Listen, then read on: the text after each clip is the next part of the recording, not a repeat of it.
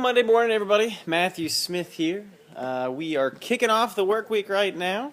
The weekend is unfortunately over. No more sports watching, at least not entirely. Not all day.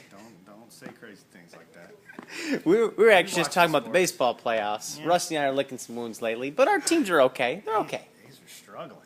Kansas City, though, people are still happy about that because they're in first place still this morning. So I think they're up a game and a half. Tigers lose. Yeah, they got. We don't want to go that in depth with what's happening with my team. It's all about details over here. I'm a numbers guy.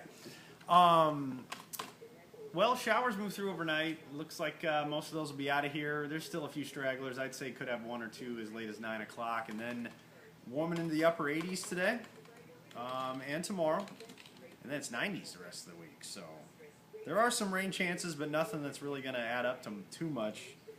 They're pretty spotty. I think heat and humidity is going to be the main story. So that end of August AC bill is probably going to be a little more expensive. This is the time I kept telling everybody, we don't have to think about it right now. We'll wait, and now it's upon us. Yeah, we can't avoid it anymore. Wait till that nice little OPPD pill comes in a couple weeks. I'll be fine.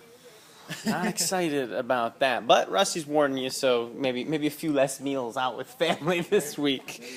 We are tracking a number of stories overnight. The big one, the breaking news that actually just came down in the last couple hours here. Ferguson has erupted once again in violence.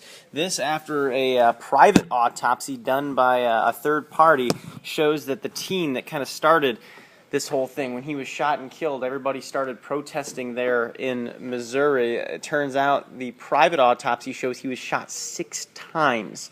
That caused violence to spike. When the violence spiked, the governor overnight announced National Guard would now be heading to Ferguson. It has now been over a week since that shooting happened, and violence, it still hasn't looked like it's actually peaked yet. So a lot of scary stuff going on right there. Here locally, a lot of people are going to be talking about this one today. Rivals.com has a report out that Aaron Curry, he's a defensive lineman for the Huskers, started 8 games last year. The report is that he's actually going to be leaving to become an Oklahoma Sooner. He was originally with the first team. He's been kind of demoted, it looks like, during the preseason, or at least that's what the report talks a little bit about.